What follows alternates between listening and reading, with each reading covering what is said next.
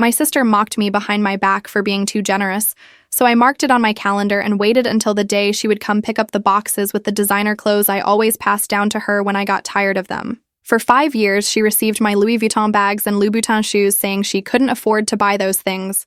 But I found a private Instagram story where she was selling everything and wrote, "My sucker sister supports me without knowing it," with a nail painting emoji. The wine glass slipped from my fingers, shattering against my marble kitchen floor as I stared at Emma's phone screen. She had left it unlocked on my counter while using the bathroom, and the notification had lit up automatically. There it was. My vintage Chanel bag, the one I'd given her just last month because she'd admired it so much, listed for $4,000 with the caption, "Another donation from my personal ATM." The comments below were even worse. Emma's friends laughing about how gullible I was, how she had trained me to be her fashion fairy godmother. One friend had written, "Your sister must be loaded to give away her mess." And Emma had replied, "She's too naive to realize what she's giving away. Works 60-hour weeks but hands me everything, like I'm charity." I was Rachel Thompson, 28, a tax attorney who had built everything from nothing. Emma was my younger sister by 3 years, a part-time yoga instructor who lived in a studio apartment and claimed poverty whenever dinner bills arrived. For half a decade, I had believed her tears about student loans and struggling to make ends meet. Every time I cleaned out my closet, I'd think of her admiring my clothes during family dinners, how her eyes would linger on my jewelry. Like an idiot, I'd box everything up and deliver it to her door, feeling proud of my generosity. What I hadn't known was that she'd built an entire side business selling my gifts while maintaining the charade of sisterly gratitude. But now, seeing the evidence of her betrayal spelled out in cruel detail, something cold and calculating awakened in my chest. Emma thought she was clever, manipulating her naive older sister. She had no idea I'd discovered her little scheme, and she certainly had no idea what I was capable of when truly motivated. The bathroom door opened and Emma emerged, smoothing down her hair. She wore a casual smile that now looked predatory to my newly awakened eyes. "Thanks for letting me use your bathroom, Rach. And thank you again for that gorgeous bracelet last week. I literally teared up when you said I could have it." I watched her performance with fascination, noting every micro-expression, every calculated pause. She was good at this. I'd give her that. Years of practice had honed her manipulation skills to a fine art. "You're welcome," I replied evenly, handing her the phone. "I hope you get good use out of it." Emma pocketed the device, oblivious to what I'd seen. "Actually, I was wondering if you had any more bags you weren't using. Madison's engagement party is next month, and I want to look nice." The audacity was breathtaking. Even now, caught red-handed though she didn't know it, she was already angling for her next score. "I'll see what I can find," I said, my voice perfectly calm. Inside, my mind was already working, calculating, planning. Emma had played this game for 5 years, thinking herself the master manipulator, but she'd made one crucial error. She'd assumed I would remain ignorant forever. As she gathered her purse to leave, chattering about yoga classes and weekend plans, I made a mental note of the date. November 15th. That was when she always came by to collect her quarterly donations, usually right before holiday shopping season when designer pieces fetched premium prices. This year would be different. This year, Emma would discover that her naive, generous older sister had learned to play the game too.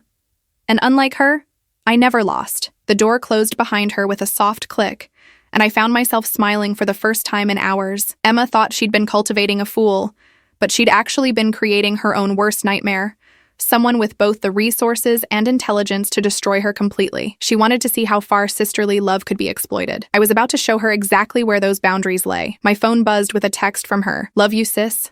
You're the best," followed by heart emojis. I screenshot the message and saved it in a new folder labeled Evidence. Every lie, every manipulation, every fake tears she'd shed in my living room while secretly planning to rob me blind. All of it was about to come full circle. Emma had taught me a valuable lesson about trust and family. Now it was my turn to be the teacher. I pulled out my laptop and opened a new document.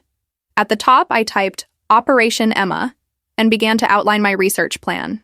If she thought selling my belongings was profitable, wait until she discovered what it felt like to lose everything she'd built on the foundation of my generosity. The student was about to become the master, and class was about to begin. The next morning, I called in a personal day and drove to Emma's neighborhood. Her studio apartment sat above a vintage bookstore in the arts district, trendy enough to impress her yoga friends. cheap enough to maintain her poverty narrative. I parked across the street with coffee and my laptop, watching her building like a private investigator. Within an hour, I'd photographed her leaving in a brand new Tesla Model Y. Strange transportation choice for someone who claimed she couldn't afford groceries. I followed at a distance as she drove to an upscale consignment shop called Lux Resale in the wealthy part of town. Through the window, I watched her pull my burgundy Bottega Veneta clutch from her oversized tote bag, the same clutch she'd tearfully accepted last month, claiming she needed something special for job interviews. The shop owner greeted her like an old friend, examining the bag with practiced expertise before disappearing into the back room. 20 minutes later, Emma emerged counting a thick stack of cash. She didn't look like someone struggling to pay bills. She looked like someone who'd just completed a successful business transaction. I snapped photos of her stuffing the money into her purse, her satisfied smile visible even from across the street. This wasn't desperation. It was calculated fraud. My phone buzzed with a call from our mother. "Rachel, honey, have you heard from Emma lately? She called yesterday crying about her rent being late again. Dad and I are thinking of sending her some money." The irony was suffocating. While I'd been unknowingly funding Emma's lifestyle, she'd been manipulating our elderly parents for cash too. Our father was living on a fixed retirement income, and our mother worked part-time at a library. They couldn't afford to support Emma's lies. "Actually, Mom, don't send anything yet. Let me talk to her first." I needed to know the full scope of Emma's operation before involving our parents. If she was running this con on multiple family members, the web of deception ran deeper than I'd imagined. That afternoon, I visited 3 more consignment shops in the area. At each location, I posed as a potential seller, asking about their most frequent consigners. 2 shop owners mentioned a young blonde woman who brought in incredible pieces monthly. One even showed me photos of items Emma had sold. My items. My Hermes scarf, my Tiffany necklace, my vintage Gucci pumps. Pieces I'd given her throughout the year, trusting her grateful tears and sisterly hugs. The final shop, Designer Exchange, proved most illuminating. The owner, Maria, pulled up Emma's account on her computer. "Emma Bradley sells more luxury items than anyone else we work with. She's made over $37,000 with us this year alone." $37,000 from one shop. I felt nauseous calculating how much my generosity had actually cost me. "She mentioned her sister works in fashion and gives her samples," Maria continued innocently. "Lucky girl having family connections like that." I managed a tight smile, my hands clenched in my lap. Fashion samples. That was Emma's cover story for why she constantly had new designer pieces to sell. Back home, I created a spreadsheet documenting every gift I'd given Emma over 5 years. Designer bags, shoes, jewelry, clothing. Items I'd estimated conservatively were worth over $200,000 retail, but Emma had been selling them at consignment prices, probably netting around 70% of retail value. She'd made at least $140,000 selling my gifts while crying poverty to everyone who'd listen. My doorbell rang, interrupting my calculations. Emma stood outside holding a bottle of wine and wearing the diamond earrings I'd given her for her birthday. "Surprise! I brought dinner from that Thai place you love. Figured we could have a sister night." She breezed past me into the kitchen, completely at ease in my space. "Oh, and I have a tiny favor to ask." Of course she did. "What's that?" "Madison's engagement party is at the country club, and I'm meeting her fiancé's family for the first time. They're old money, super judgy about appearances." She set the food containers on my counter, avoiding eye contact. "I was hoping maybe you had a really stunning dress I could borrow. Something that screams, 'I belong here.'" The audacity was breathtaking. She wanted to use my clothing to impress rich people while secretly selling my gifts behind my back. "When's the party?" "This Saturday night." "I know it's last minute, but you always come through for me." She finally met my eyes, and I saw the calculated vulnerability there. The slight tremor in her voice, the way she bit her lower lip. All practiced moves designed to trigger my protective instincts. "Let me see what I can find," I said, matching her tone perfectly. Inside, my mind was racing. Saturday was 5 days away, enough time to set the first phase of my plan in motion. Emma's phone buzzed with a text. She glanced at it and her face lit up. "Oh my God, the yoga studio wants me to teach an advanced class next month. It pays almost $300 for a single session." She bounced excitedly, the picture of someone grateful for small financial breaks. "Every little bit helps, you know. Between student loans and rent, I'm barely keeping my head above water." I nodded sympathetically while internally marveling at her performance. Emma had missed her calling as an actress. She could sell this poverty narrative to anyone because she genuinely seemed to believe parts of it herself. That self-deception would make her downfall even more devastating. Actually, I said casually, I have something special in mind for Saturday. Trust me? Emma's eyes sparkled with anticipation. Always. Thursday evening, I sat in my home office finalizing the most important legal document I'd ever drafted. As a tax attorney, I understood the power of paper trails and ironclad contracts. Emma thought she was playing checkers, but I'd been setting up a chess match for months without realizing it. Every gift I'd given her had been photographed for insurance purposes. Every occasion documented with receipts and dates. What Emma didn't know was that legally, those items had been loans, not gifts, if I could prove intent to defraud. My phone rang. Detective Sarah Chen, an old law school friend now working white-collar crime. Rachel, that consignment shop investigation you asked about? Very interesting findings. I'd called in a favor, asking Sarah to look into whether Lux Resale had proper documentation for high-value items. They've been sloppy with paperwork, especially for that Emma Bradley account you mentioned. No proof of ownership for items over $5,000, which violates state regulations. Perfect. What does that mean practically? Means they could lose their license if someone filed a complaint. Also means any items sold without proper provenance could be considered receipt of stolen goods if the original owner wanted to press charges. Sarah paused meaningfully. You're not thinking of doing anything rash, are you? Just gathering information, I replied truthfully. Hypothetically, if someone had been systematically defrauded by a family member, what would you recommend? Hypothetically, document everything, build an airtight case, then strike once with overwhelming evidence. Don't give them time to cover tracks or destroy evidence. Exactly what I'd been thinking. Friday morning, I drove to the most exclusive boutique in the city. I need your most stunning cocktail dress, I told the sales associate. Money is no object, but it needs to make a statement. She brought out a custom Valentino piece. Midnight blue silk with intricate beadwork, originally designed for a socialite who'd never picked it up. $8,000, but it would be perfect for what I had planned. I also purchased matching accessories, Louboutin heels, a vintage Chanel clutch, and a diamond tennis bracelet that caught the light magnificently. The total came to nearly $15,000, more than I'd ever spent on a single outfit. But this wasn't about the money. This was about sending a message. Emma texted throughout the day, her excitement palpable. Can't wait to see what you picked out. You have the best taste. Madison's going to die when she sees me looking so elegant. I owe you big time for this, sis. Yes, she did owe me, more than she could possibly imagine. Saturday afternoon, I laid the Valentino dress carefully across my guest bed, along with all the accessories. I'd also prepared a small gift box containing the diamond bracelet, the most expensive piece of the ensemble. When Emma arrived, her gasp of delight was audible from the foyer. Rachel, this is incredible. She held up the dress, examining every detail. This must have cost a fortune. Are you sure you don't mind me borrowing it? It's perfect for you, I said sincerely. But I need you to be extra careful with everything. That bracelet especially. It's a family heirloom. A complete lie, but Emma nodded solemnly. Of course, I'll guard it with my life. She was already removing her clothes, eager to try everything on.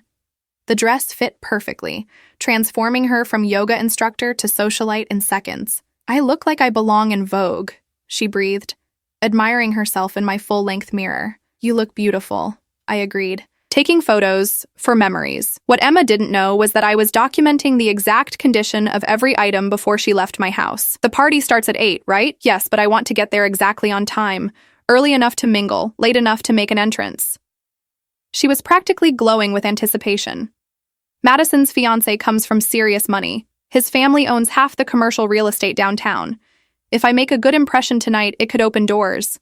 Always networking, always calculating angles. Emma never did anything without considering what she could gain from it. Tonight would be no exception, though not in the way she expected. As she gathered her things to leave, I handed her a small camera. Would you mind taking some photos at the party? I'd love to see the country club. I've always been curious about their events. Emma laughed. Planning to crash their membership committee? Something like that, I replied with a smile that didn't reach my eyes. She left at 7:30, kissing my cheek and promising to text updates throughout the evening. I watched her Tesla disappear down my street, then immediately called Maria at Designer Exchange. Maria, this is Rachel Thompson. We spoke earlier this week about luxury consignment.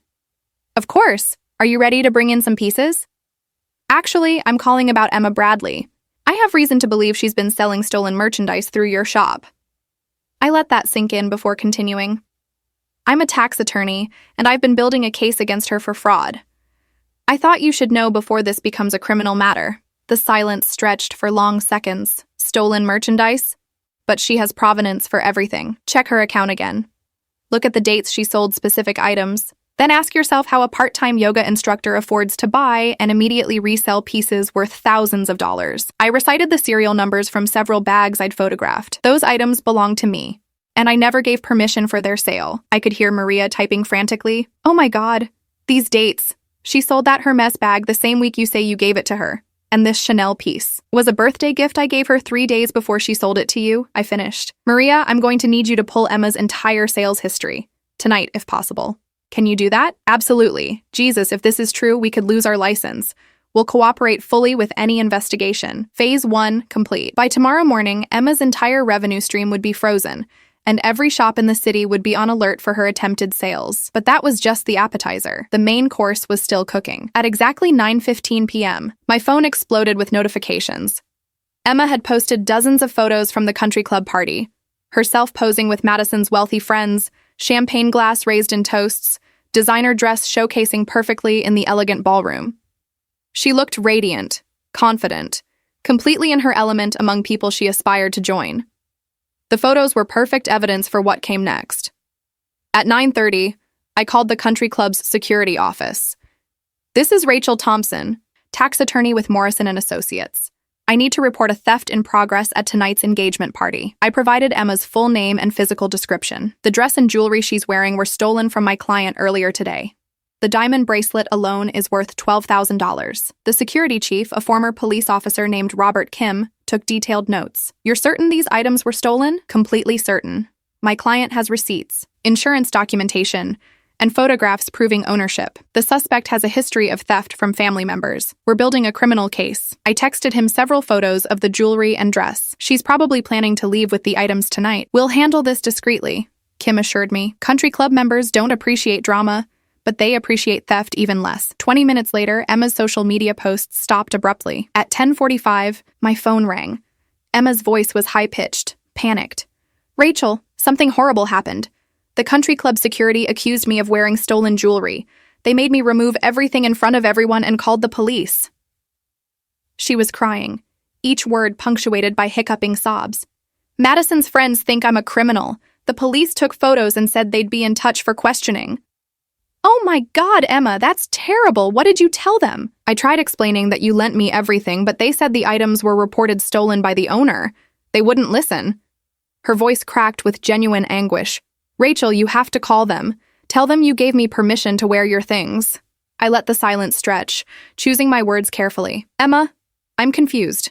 The police said the items were reported stolen by the owner, but I'm the owner of that dress and jewelry. Another pause, longer this time. When Emma spoke again, her voice had changed. Less panicked, more calculating. What are you saying? I'm saying I didn't report anything stolen because I lent those items to my sister.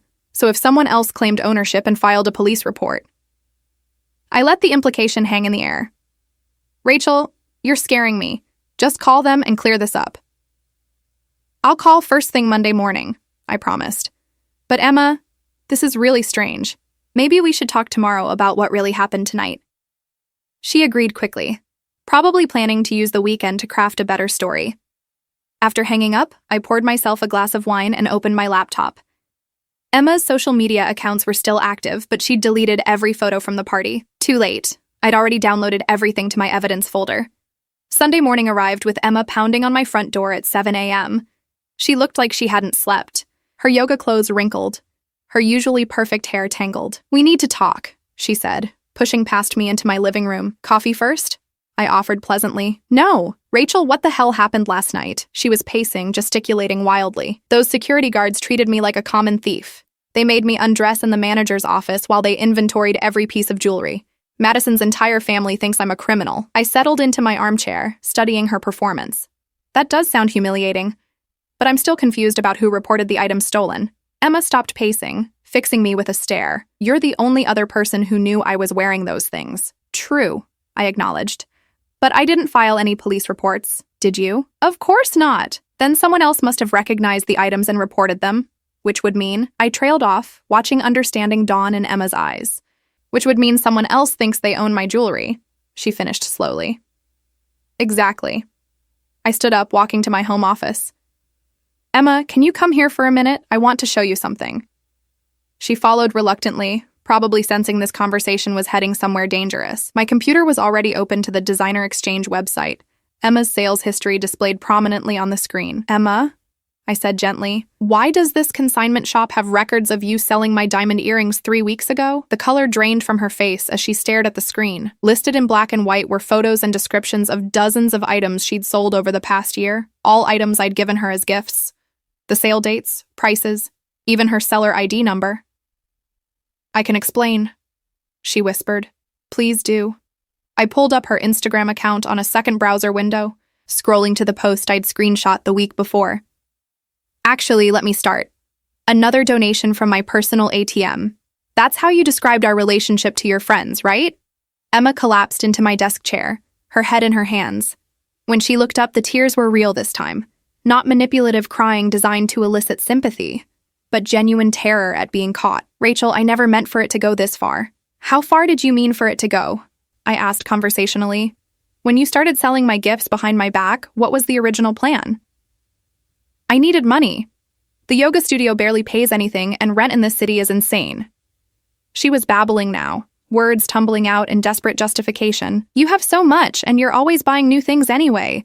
I figured you'd never miss a few pieces here and there. A few pieces? I clicked through to my spreadsheet, the one documenting 5 years of systematic theft. Emma, according to my calculations, you've stolen approximately $140,000 worth of my belongings. That's not a few pieces. That's grand larceny. The number hit her like a physical blow. 140,000? That can't be right. Want to see the receipts? I turned the screen toward her, displaying photos of purchase confirmations, insurance appraisals, and consignment sale records. This Hermes bag, I bought it for $3,500, you sold it for $2,200. This Cartier watch, retail $4,800, sold for $3,100. Should I continue? Emma was shaking now. The full scope of her crimes laid bare in undeniable documentation. What are you going to do? I smiled, the expression I'd been practicing all week. Emma, I'm going to do exactly what you taught me to do. I'm going to be smart, strategic, and utterly ruthless in protecting my interests. Monday morning, I walked into the police station carrying 3 manila folders and a laptop bag. Detective Martinez, who specialized in financial crimes, had agreed to meet with me after reviewing the preliminary evidence I'd submitted online. Emma had spent the weekend calling and texting frantically, her messages evolving from apologetic to desperate to quietly threatening. Ms. Thompson, I've never seen a case of family theft this well documented, Detective Martinez said, spreading my evidence across his desk. Your sister has been running a sophisticated fraud operation for years. I've also discovered she's been manipulating our elderly parents for money, I added, handing him copies of text messages I'd obtained from my mother's phone. While stealing from me, she's been claiming poverty to extract cash from people living on fixed incomes. Martinez whistled low.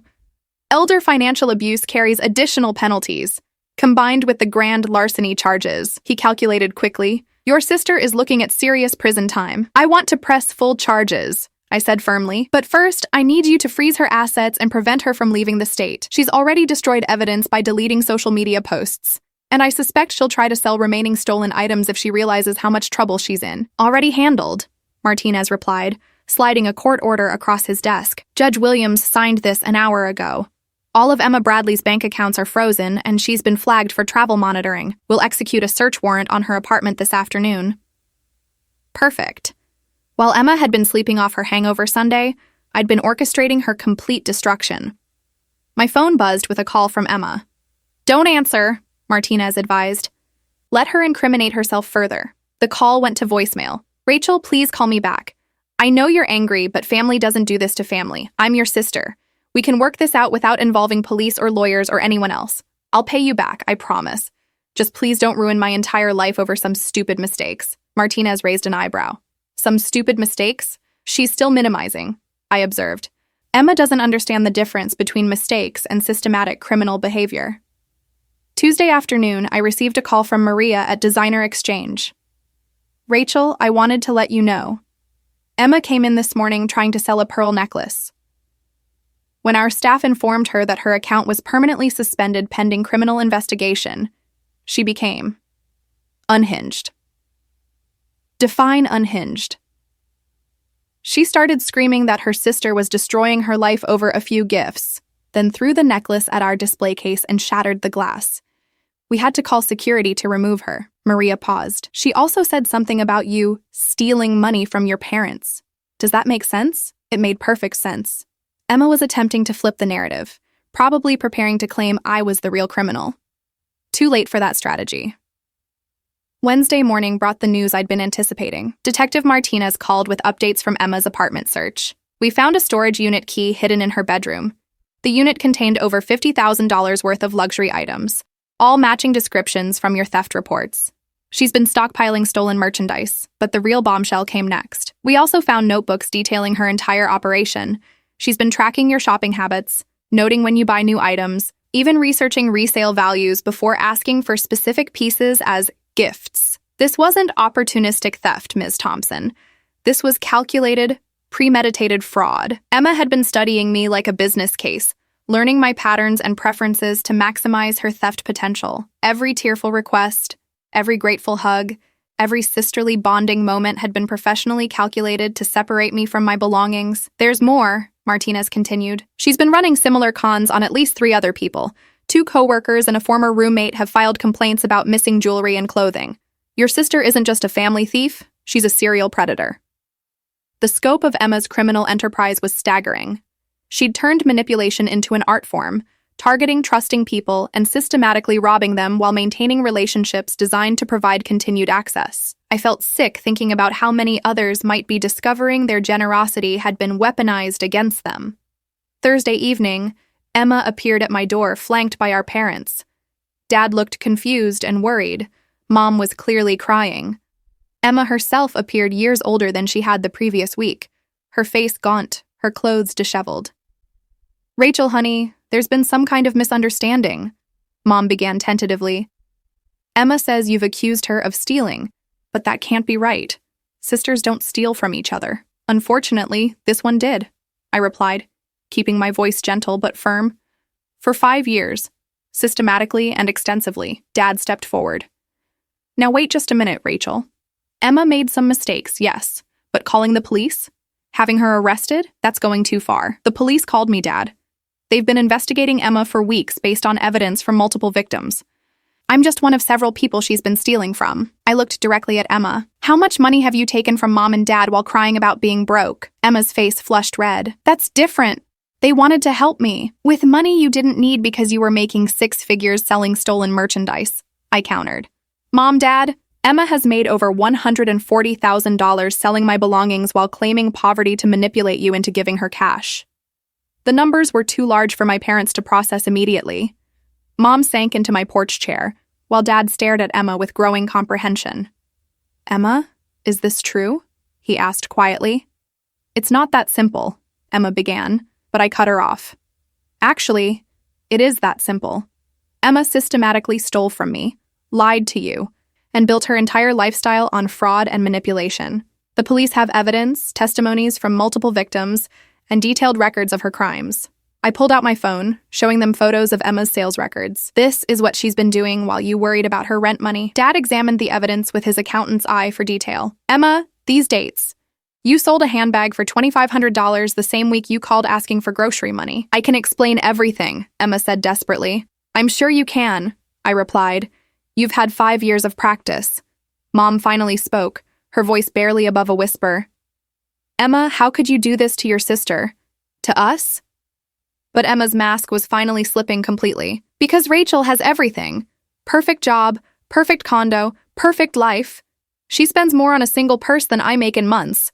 What was I supposed to do? Just accept being the family failure? You were supposed to build your own life instead of stealing mine," I said quietly. "But you chose fraud over effort, manipulation over honesty, and now you're going to face the consequences." 3 months later, I sat in the courtroom as Judge Williams sentenced Emma to 4 years in state prison, followed by 3 years of supervised probation. The restitution order was equally devastating.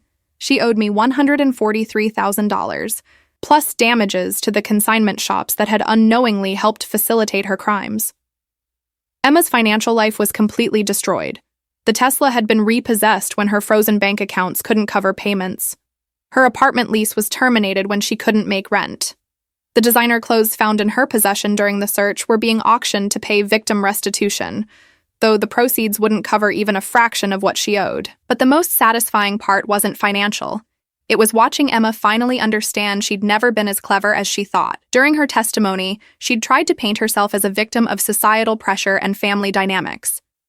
The prosecution had calmly presented evidence of her notebooks, detailed theft plans, and multiple victims, demonstrating that her crimes were calculated business decisions, not desperate impulses. "Your sister planned these thefts like a corporate strategist," the prosecutor had explained to the jury. "She studied her targets, researched market values, and executed a 5-year fraud scheme that netted her more money than most people earn at legitimate jobs." My parents struggled to process Emma's transformation from beloved daughter to convicted felon. Dad had spent weeks reviewing the evidence, his analytical mind unable to reconcile the Emma he'd raised with the criminal she'd become.